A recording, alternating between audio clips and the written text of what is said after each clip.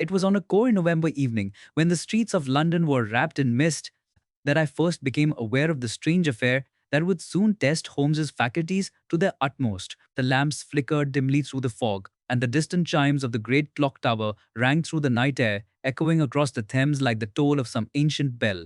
It was to that very tower, the symbol of punctuality and order, that danger had now crept, shrouded in mystery. I had been spending the day at Baker Street, enjoying the warmth of our fire and the calm company of my friend, when suddenly a sharp rap came upon the door. Mrs. Hudson ushered in a visitor, a man whose countenance bore all the traces of sleepless worry. Gentlemen, I beg your pardon for intruding so late in the evening, but I had no other recourse. I am Sir Edmund Fairfax, custodian of the clock tower, and I am in the gravest distress. You look as though you have endured many restless hours, Sir Edmund. Please sit down before the fire and collect yourself. Indeed, pray compose your thoughts. My friend Dr. Watson is right. Anxiety is the enemy of reason. Tell us in plain detail what has occurred at the clock tower. The gentleman drew a deep breath and removed his gloves, his hands trembling as though chilled by more than the November air. 2 nights ago, one of our trusted attendants, Mr. Philip Granger, vanished without explanation while making his rounds within the tower. He was last seen ascending the narrow stair, carrying his lantern to inspect the mechanism. Since then, not a trace of him has been found. The police have searched the premises but uncovered nothing. The door was locked, the stairs undisturbed, and yet the man is gone, as though swallowed by the air itself. A disappearance within the very walls of the clock tower? That sounds most unsettling. Surely some sign must have been discovered. Who say the police found no evidence of disturbance. That fact alone is most significant. But tell me, Sir Edmund, what other peculiarities have you observed? Any sounds, any movements, any incidents leading up to this mysterious vanishing? Yes, Mr. Holmes. In the nights preceding the disappearance, several of us heard odd mechanical noises from the upper works, beyond the usual grind of gears and strike of bells, a sort of irregular ticking, as though a second clock were hidden within the walls. Furthermore, on the very night Granger vanished, the great clock faltered at the midnight hour, its chime delayed by several seconds before resuming its course. Holmes leaned back in his chair, his fingers steepled before him, eyes alight, with that singular fire that betrayed the swift racing of his mind. A second ticking within a clock of such reputation for precision? Varia? And a disappearance that coincides with an interruption of its strike? Most curious indeed.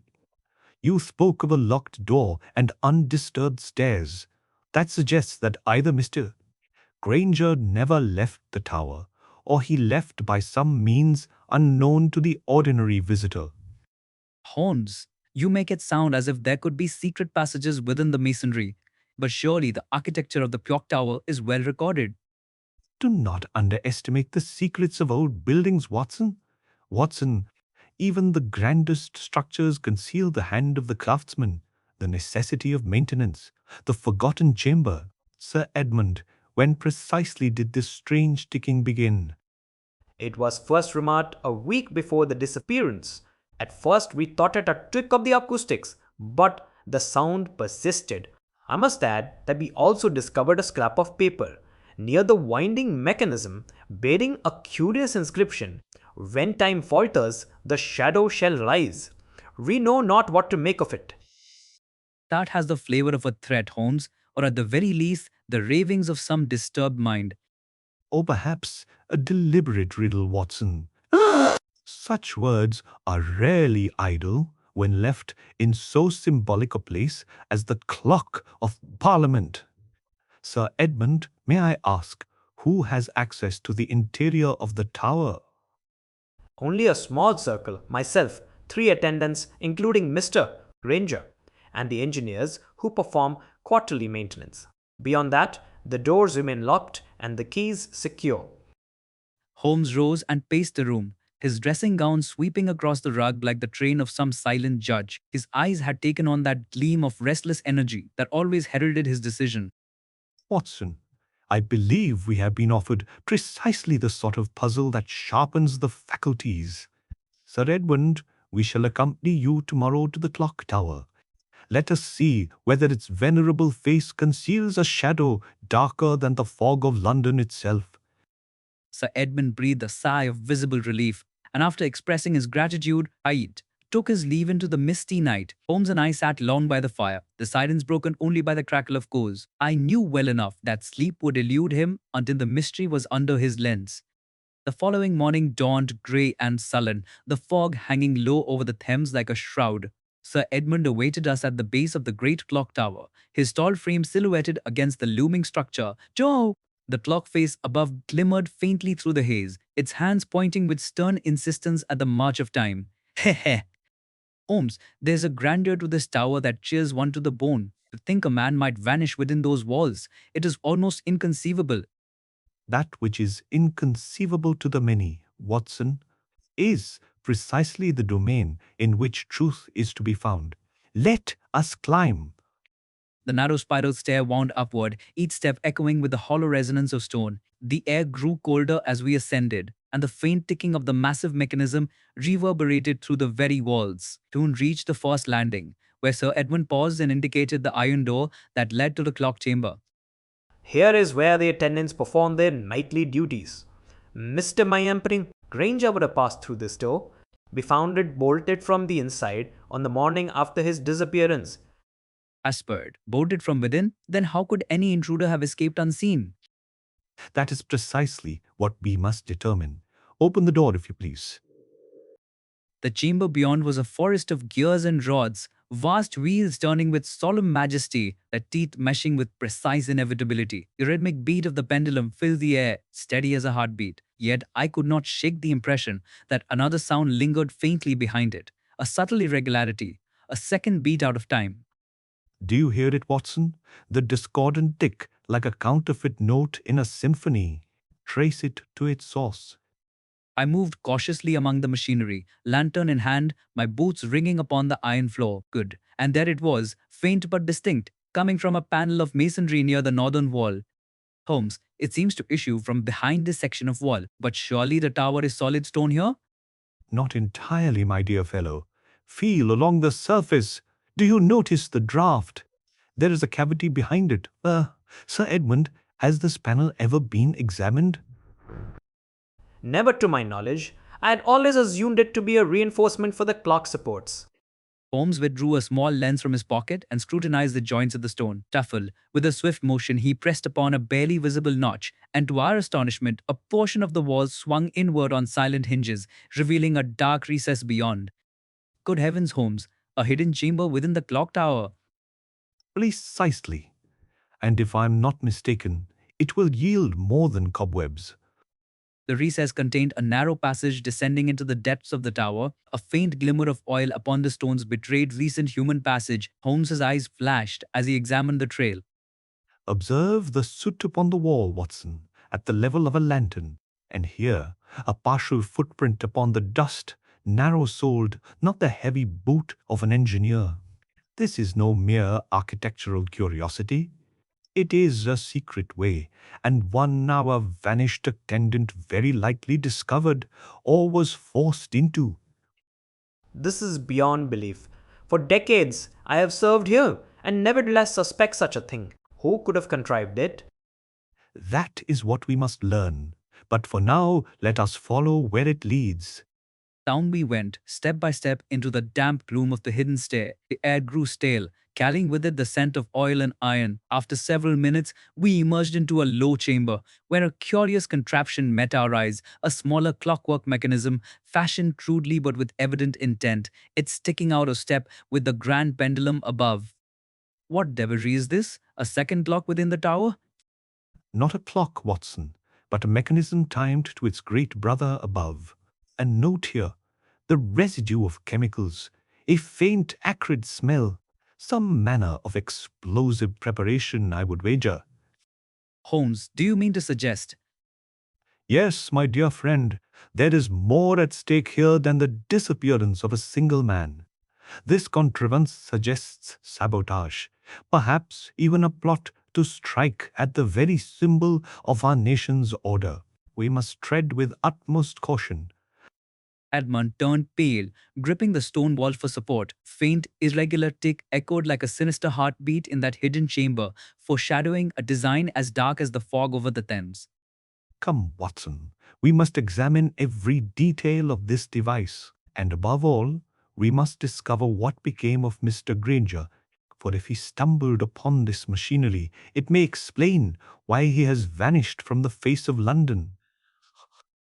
And so began our descent into the deepest mystery I had yet encountered, a puzzle entwined with the very mechanism of time itself and with shadows that crept beneath the venerable clock tower. The discovery of that hidden chamber within the base of the clock tower filled me with mingled dread and awe. To think that beneath the very foundations of Parliament, a concealed mechanism had been constructed in secret, ticking its sinister rhythm in defiance of the great pendulum above. The words of Sir Edmund's mysterious scrap, "When time falters, the shadow shall rise," now struck me with an ominous weight. Holmes, however, betrayed no fear. His eyes glimmered with that keen brightness that always came upon him when he scented a trail.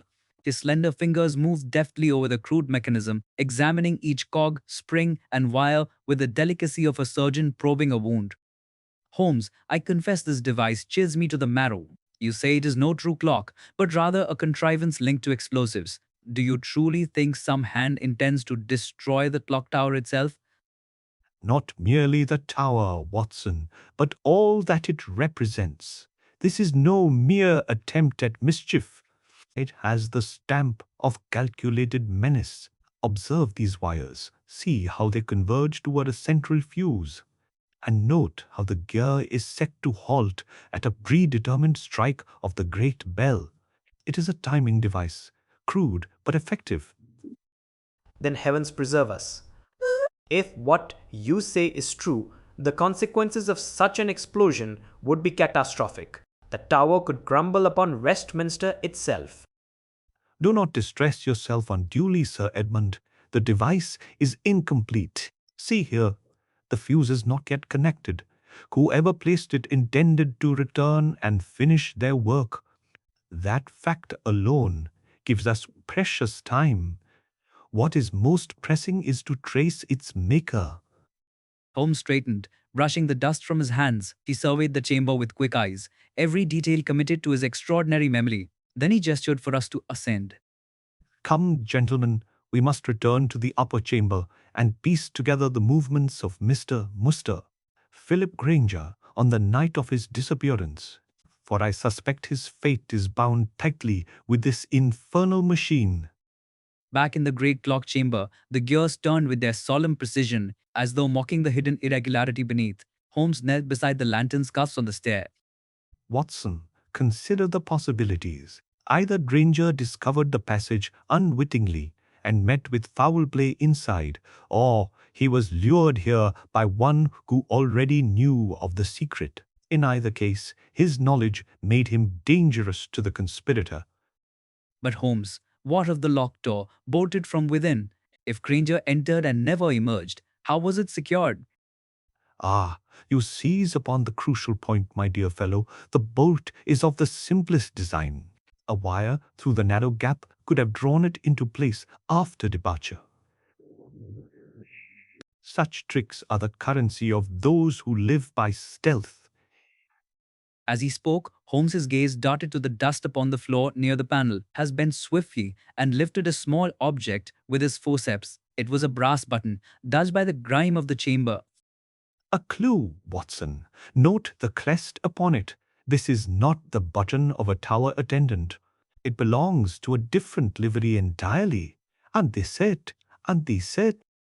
Indeed, that crest is unfamiliar to me. It is no part of our uniform. Fight ava! What livery could it be, Holmes? Perhaps of a servant in some nearby household? We shall soon see. But I fancy it is military in nature. The embossed crown and crossed sabres suggest as much. This points to a hand well accustomed to discipline, not to the idle fancy of an amateur saboteur. We descended once more to the base of the tower, the fog pressing thick against the windows, as though to listen to our discourse. Outside, the bells tolled the noon hour, their reverberation shaking the very stones beneath our feet. Sir Edmund wiped his brow nervously. Mr. Holmes, I beg of you, what should we do? Shall I summon the police to guard the tower day and night? Summoning the police prematurely would only serve to frighten the quarry into flight. Oh, no, Sir Edmund. We must act with subtlety. I would ask instead that you allow Watson and me to remain within the tower this evening. If the conspirator intends to return, it is best we meet him on his own ground. Holmes, you intend to lie in wait within this shadowed place? I confess, it is not an enterprise I relish. Nor I, Watson, but necessity is the spur of courage. We must be eyes in the dark while our adversary reveals his hand. And so it was arranged. What day? That evening, while the fog thickened into an almost palpable wall and the gas lamps flickered faintly beyond, Holmes and I returned to the clock tower armed with patience and a lantern dimmed to the lowest wick. Sir Edmund, pained with apprehension, took his leave after securing the outer door. We concealed ourselves within the machinery chamber, is behind a broad gear that offered a view of both stair and secret panel. The hours dragged on in oppressive silence, broken only by the ceaseless tick of the pendulum and the groan of metal upon metal. I confess my nerves grew strained and my mind wandered to poor Granger, lost somewhere in the darkness. Holmes, what if the man met his end in that secret chamber? Might we not already be too late to save him? Patience, Watson. The living often leave traces. The dead cannot. Until we find a body, we must assume he yet draws breath. At length, as the hour approached midnight, we heard it, a faint scrape upon the stair. Cautious as the step of a cat, Holmes touched my arm in silent warning. A dim glow appeared, moving upward toward the chamber. Presently, a figure emerged, clad in dark clothing, a lantern hooded in his hand. His features were hidden by a scarf pulled high, but his movements were deft, purposeful. He approached the panel and pressed the hidden notch with practiced ease. The secret door swung inward. He vanished within. Holmes waited but a moment, then signaled me to follow. Holmes, surely we should call out and seize him at once? Better to learn his purpose. Come quietly. Sing that feat is a hiding by fem dishe, as in bedings, the hidden stair, the air thick with damp and oil. Head, the intruder knelt beside the crude mechanism, his lantern casting grotesque shadows upon the walls. With careful hand, he drew a length of fuse from his pocket and began affixing it to the device. Observe, Watson. He completes the work. And now, Holmes sprang forward like a hawk, seizing the man's arm before the fuse could be set. Tresham the bound too. The intruder cried out and struggled fiercely, but Holmes's wily strength held him fast. Eyes rushed to assist, and together we wrenched the scarf from his face. By heaven, Holmes, it is no stranger, but one of the attendants. indeed. Watson, Mr. Alfred Blackwell, if I am not mistaken. Sir Edmund's second attendant. How interesting to find you here in the role of saboteur. Curse you, Holmes! You know not what forces you meddle with. Release me, or London itself shall pay the price. Holmes, he speaks like a fanatic. Shall we bind him and summon the police at once? Not yet, Watson. There is more beneath his words. Blackwell, you will tell us what became of your fellow attendant, Philip Granger. Where is he? Granger, that fool stumbled upon our design. He would have betrayed everything. He is silenced now, beyond your reach. Holmes, does he mean? Not so fast, Watson. The man speaks with the relish of one who seeks to unnerve us. There is still a chance Granger lives. Blackwell, if you value your own skin, you will reveal his whereabouts. Do your worst, detective. You are already too late. Time itself shall bear witness. At that moment, a sound echoed from the passage above, the faint call of a human voice, weak but distinct. Holmes's eyes flashed with sudden certainty. Holmes, that was no echo of the gears. It was a cry for help. Precisely, Watson. Our missing Granger yet lives. Quickly, bring the lantern. We must search every recess of this chamber before the tide of time closes upon him. And with those words, we plunged deeper into the hidden darkness of the clock tower, the defeated Blackwell struggling vainly in our grasp, and the faint voice of the vanished attendant guiding us toward a truth darker than any yet revealed. The muffled cry that reached our ears in that subterranean chamber struck me with a jolt of both hope, and dread. Poor Granger, whom we had feared lost, might yet be clinging to life. But where? The gears above thundered their relentless beat, and the secret mechanism at our feet still ticked its irregular menace. Holmes tightened his grasp on Blackwell's collar, while his keen eyes swept the shadows. Noise. Watson, keep a firm hand upon our captive. The man is desperate and might still seek to turn this infernal contraption upon us. That voice confirms my suspicion. Granger is imprisoned within the very structure of the tower. Holmes, the sound was faint, and the machinery deafens the ear. How can you hope to trace it in this labyrinth of stone? By using the machinery itself, Watson, sound travels along iron with remarkable fidelity. The resonance we heard came not through the air, but through the supports of the great clock. Come this way. He pressed his ear to one of the vertical beams that supported the smaller hidden mechanism. A look of fierce satisfaction crossed his face. Yes, the vibrations are strongest here. Granger is confined in a chamber adjoining this wall. Blackwell, you dog, did you truly think a wall of stone could outwit me? You are meddling in matters you cannot comprehend. Let the man rot, he knew too much. None can halt the course of what is coming. It fresh Yuan's Ormink Force. Holmes, shall I silence this wretch with a gag? His ravings may yet rouse accomplices. Do so, Watson, but gently. We require him alive for his testimony. There will be time enough for justice. With Blackwell secured, Holmes turned his attention to the wall. Producing a small tool from his pocket, he ran it along the mortar with surgeon-like precision. At last he found a concealed latch, cunningly wrought into the stonework. With a deft motion he pressed, and a panel swung inward with a groan of age. Within was a narrow recess, lit by the faintest glimmer of lantern light. There, bound and half unconscious, lay the figure of Philip Granger. His face was pale, his lips parched, but his eyes opened as we entered, and a weak moan escaped him. Thank heaven, Holmes, he lives. Quick, help me cut these ropes. Gently, Watson. The man has been deprived of food and air. Do not let him attempt speech until he is steadied. We freed Granger from his bonds and bore him into the larger chamber. I gave him water from my flask and felt his pulse, which fluttered weakly but with signs of life. He grasped my sleeve with trembling hand. Doctor, Holmes, I knew someone would come. They meant to silence me forever. Rest, man, rest. You are safe now. Speak only what you must. Yes, Granger. Tell us who imprisoned you here. Was it Blackwell alone? Blackwell and another. I never saw his face. He spoke of the order of the shadow clock. They said London would tremble when time itself was broken. Holmes, did you hear? An order, a society perhaps. This is larger than we feared. Indeed, Watson. Blackwell is but a pawn, though a willing one. There is a guiding hand behind this plot, a mind that sees symbolism in destruction.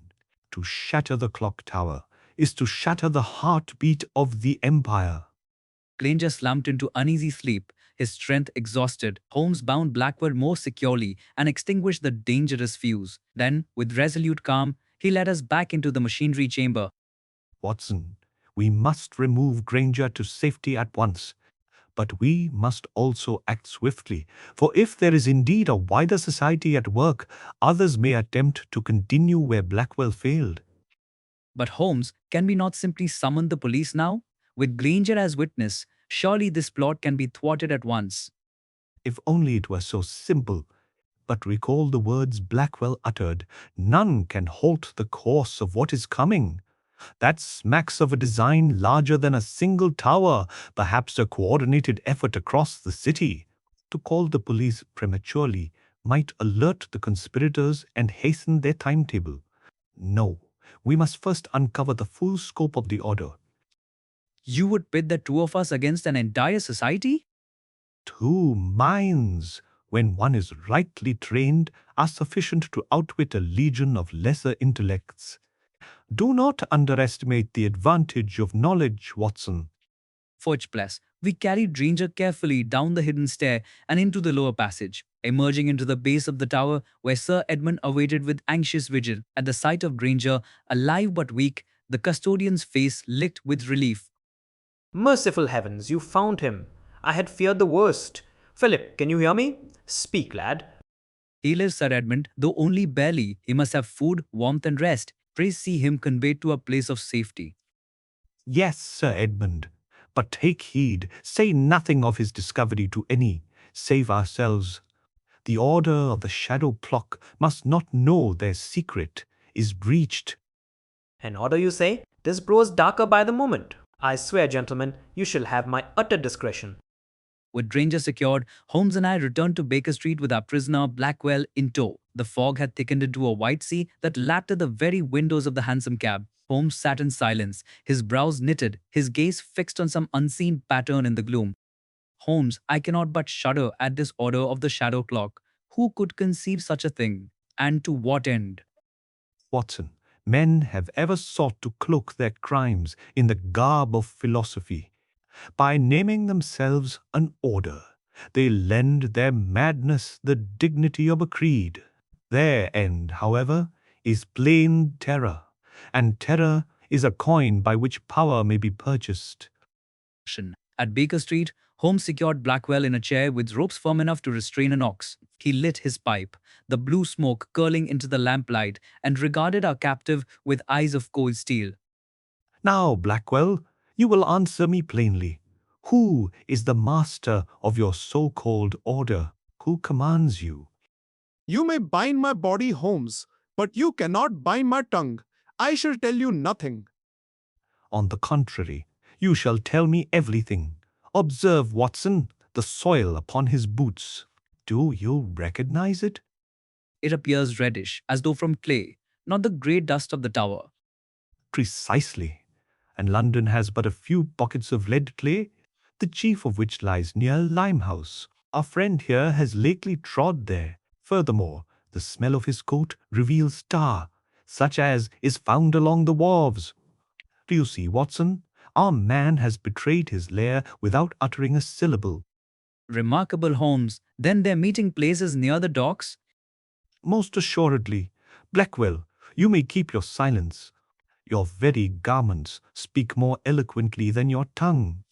Tomorrow night, Watson, we shall pay a call upon Limehouse and see what shadows stir by the waterside. You fools! You know not the peril you invite. The shadow clock does not forgive. You will be swept aside when time itself is broken. His defiance only served to harden Holmes's resolve. I saw in my friend's face that mixture of cold precision and burning determination which always heralded the climax of a case. The next evening found us making our way eastward, the fog parting like curtains to reveal the flicker of gas lamps upon the docks of Limehouse. The Thames lay black and silent, broken only by the creak of rigging and the lap of water against stone. This place chills me, Holmes. Every shadow seems to conceal a figure. Are you certain this is wise without a body of police? Caution, Watson, not numbers, is our ally tonight. Too many boots upon the stones would send the quarry scurrying like rats. Come, do you see that warehouse with the broken shutters? The clay of its yard matches the soil upon Blackwell's boots. That is where we must look. We crept silently toward the warehouse, the boards creaking beneath our weight. Through a gap in the shutter, we beheld a sight that froze the blood, a gathering of hooded figures, their faces hidden, their hands raised in eerie unison. Upon a table before them rested a great brass wheel, part of some larger device, etched with symbols of time and eclipse. Holmes, what manner of meeting is this? It resembles a grotesque ritual. It is the council of the order itself, Watson. Observe, their leader approaches. That tall man in the dark cloak with the silver chain upon his breast. We must discover his identity, for upon him hangs the key to all this madness. The leader raised his hand, and the assembly fell into silence. His voice, deep and resonant, filled the chamber. Brothers of the shadow clock, the hour approaches. The heart of London shall falter, and with it the pride of an empire. Already one of our devices nears completion. Avens not when the bell strikes its appointed hour, the city shall tremble, and a new order shall begin. Holmes, this is dreadful. They speak of more than one device. The tower was but the first. Yes, Watson, the web spreads wider, but we must not act rashly. We must first learn where the other devices lie. Hold steady. As the hooded assembly chanted in low unison, Holmes's face hardened with grim resolve. I felt the weight of impending disaster pressing upon us, the sense that the very pulse of London hung by a thread. And thus we stood, concealed in the shadows of Limehouse, witnesses to a conspiracy that reached beyond a single tower into the very heart of the city itself. The game grows darker, Watson. But rest assured, the hour of the shadow clock shall never strike so long as we stand in its path. If I live 100 years, I shall never forget that chilling vision in the Limehouse warehouse. Jean, there, in the damp gloom by the river, we beheld a congregation of shadowed figures, their hoods drawn low, their chant echoing like the toll of some dreadful bell. At their head stood a tall, commanding form with a voice of iron and a silver chain upon his breast, the leader of the Order of the Shadow Clock. Beside me, Holmes crouched motionless, his eyes gleaming like a hawk's as he observed every movement, every intonation. His hand pressed lightly upon my arm, a silent reminder to remain still, though my heart beat so violently I feared it might betray us to the gathering below. Holmes, their words leave no doubt. They plot a calamity beyond the single device we found. London itself may be riddled with these hidden machines. Yes, Watson, the tower was but the first symbol. The Order seeks to synchronize destruction, to turn time itself against the city. But patience, we must hear more before we act.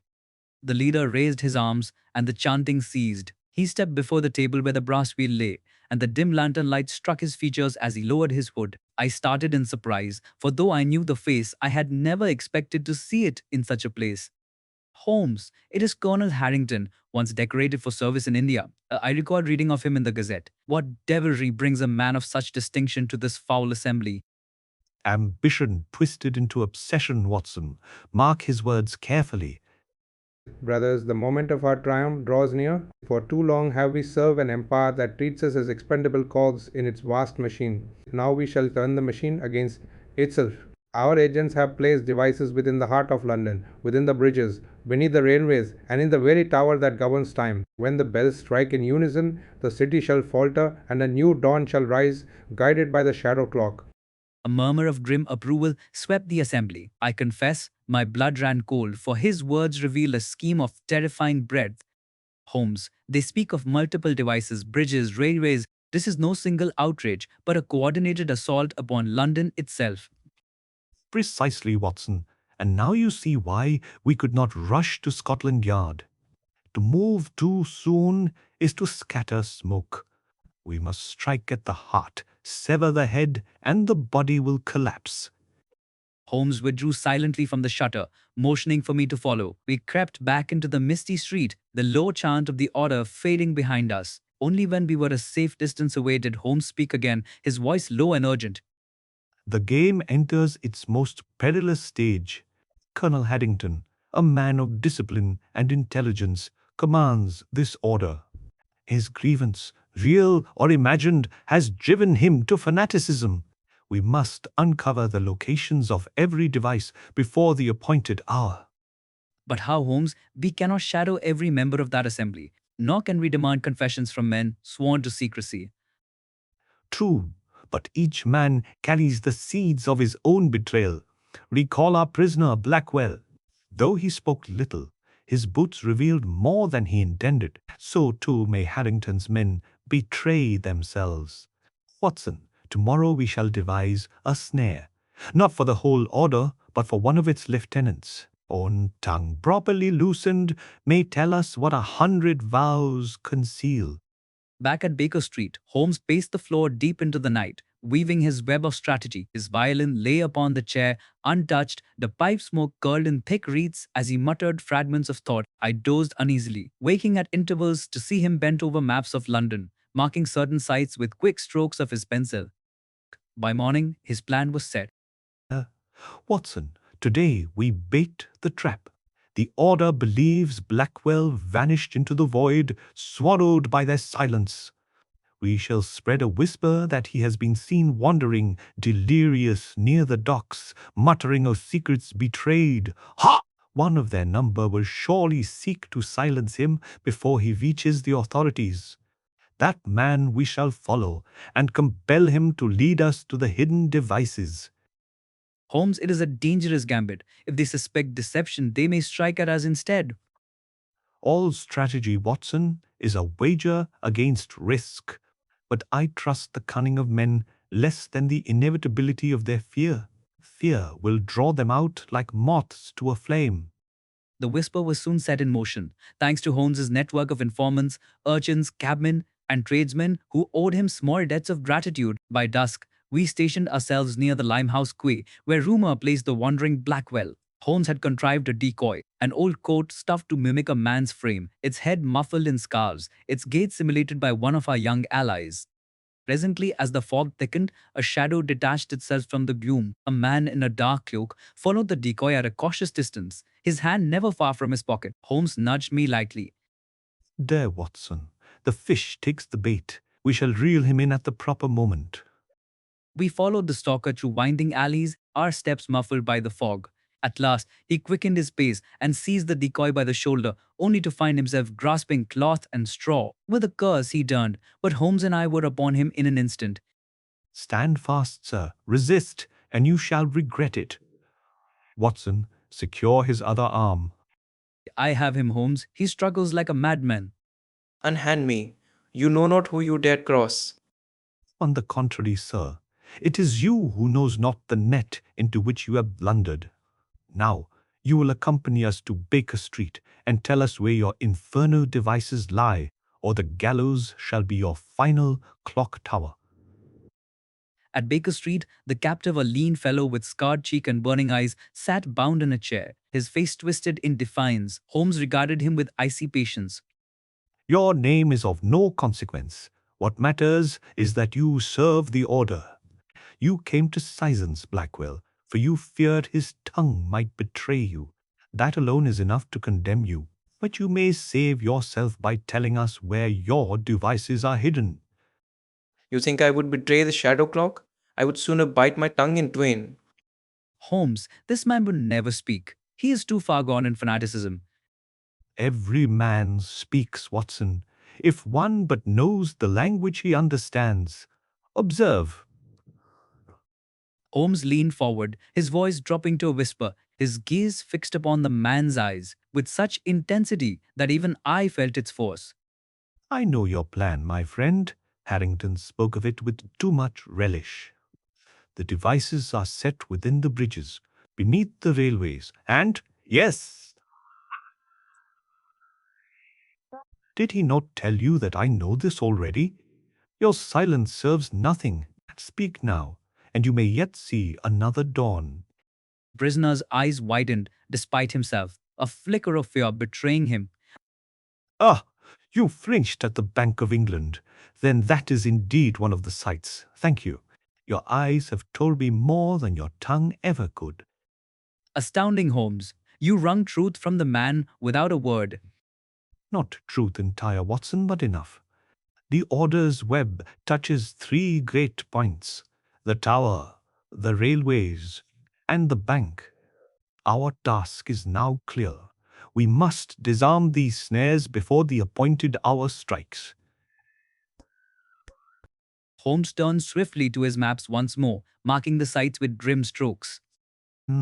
Watson, The order calls itself the shadow clock because it seeks to synchronize terror with time itself. The appointed hour will be when London is most symbolically united in sound. The stroke of midnight, when all bells toll together. That is when they mean to strike. We have but 2 nights to unravel every knot. 2 nights, Holmes, it seems impossible. Go, how can we reach 3 vast sites across the city in so short a span? By dividing our labors and by trusting to precision, not haste. Tomorrow we shall visit the bank under guise of inspection. The next, the railway junctions. As for the tower, its secret is already in our hands. Harrington believes his plan unbroken, but he shall soon learn otherwise.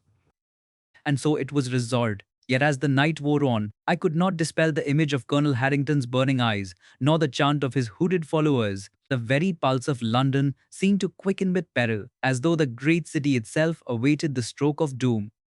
Holmes, however, remained unshaken. He polished his lens, arranged his instruments, and prepared for the duel of wits that would soon reach its final hour. Rest easy, Watson. The shadow clock believes it governs time.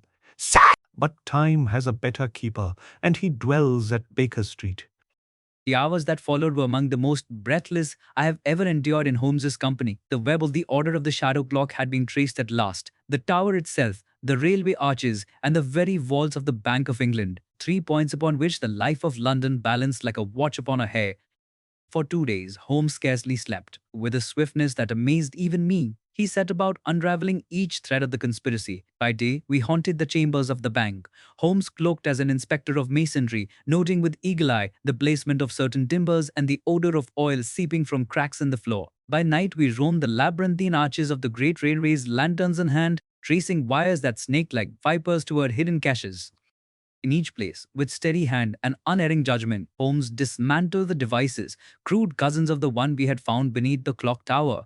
I aided where I could, though my hand trembled as I cut the wires, he indicated, knowing full well that the slightest error might bring ruin upon us both. At last, on the eve of the appointed hour, all that remained was the tower itself and the man who commanded the plot, Colonel Harrington.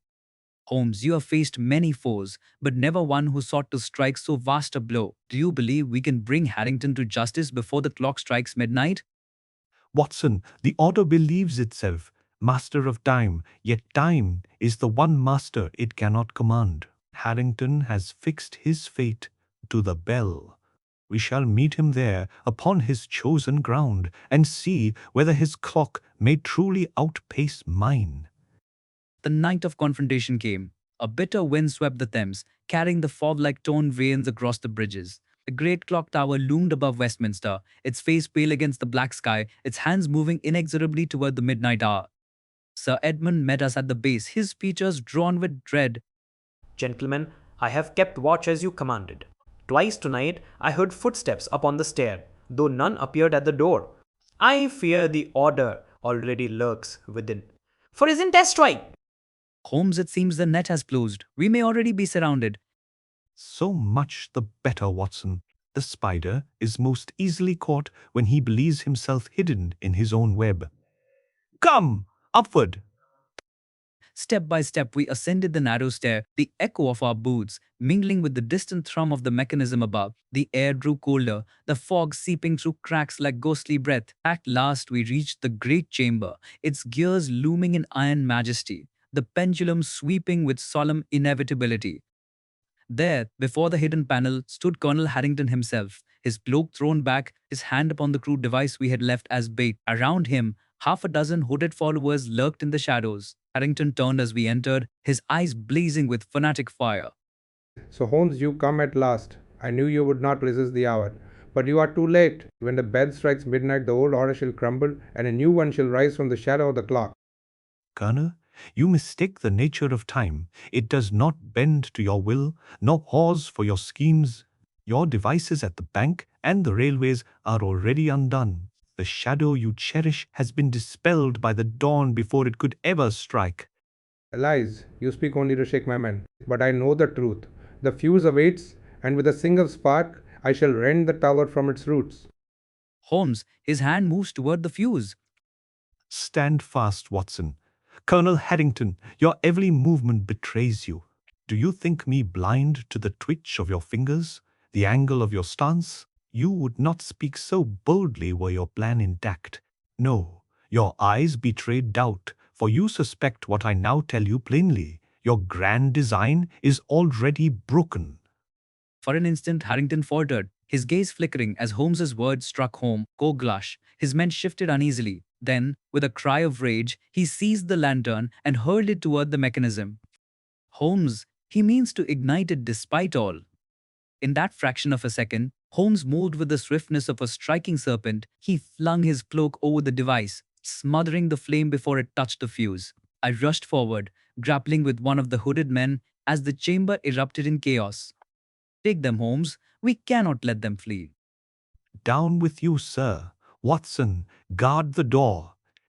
The clash was fierce but brief. Deprived of their leader's certainty, the conspirators faltered beneath our resistance. Quote. Sir Edmund, emboldened by desperation, struck one to the ground with a wrench. At last, Holmes had Harrington pinned against the iron beam, his arm locked in that unyielding grip I had seen quell stronger men than the colonel. It is over, Harrington. Your order has shattered upon the very clock it sought to command. You may bind me, Holmes, but others will rise. The shadow clock is eternal. Eternal? No, Colonel. Time alone is eternal, and it has already struck the hour of your downfall. The sound of whistles and heavy boots upon the stair announced the arrival of Scotland Yard. Inspector Lestrade burst into the chamber with a squad of constables, their lanterns flaring against the gears. Well, Holmes, once again we arrive to find you at the heart of mischief. I see you've caught yourselves a whole flock of conspirators this time. Indeed, Lestrade, these men sought to turn time itself into a weapon. Take them into custody and see that the colonel is watched most closely. He is as cunning as he is dangerous. Right you are, we'll have them safe behind bars before the hour is out. And so the order of the shadow clock was broken. The devices were gathered and removed, the conspirators bound for trial, and London breathed again with unknowing relief as the great bell tolled midnight, not as a knell of destruction, but as the heartbeat of a city preserved. Holmes stood at the window of the chamber, gazing out upon the fog-bound Thames, the glow of the lamps shimmering like fallen stars. His face, though grave, bore the calm satisfaction of a mind that has brought chaos to order. Holmes, you have saved the very heart of London. Yet I cannot but wonder how many more such societies lurk in the shadows, plotting their madness beneath the veil of night. As many as there are men who believe the world owes them power, Watson. But take heart. For each such dreamer, there must also be those who watch, who listen, who turn aside the hand at the fuse. It is the eternal contest, the shadow and the light. And though the shadow creeps ever near, it can never endure where light persists. And so ended the case of the London Clock Tower mystery. To the world, it was but a minor disturbance, a few arrests quietly reported in the papers. But to those of us who stood within the tower that night, the echo of its ticking still carries a weight, reminding us how close the great heart of London came to faltering. For my part, I look upon the tower now with deeper awe. Its steady chime through the fog no longer seems merely the measure of time, but the guardian of order itself. A sentinel whose silence, had Holmes not intervened, might have heralded a darkness beyond imagining.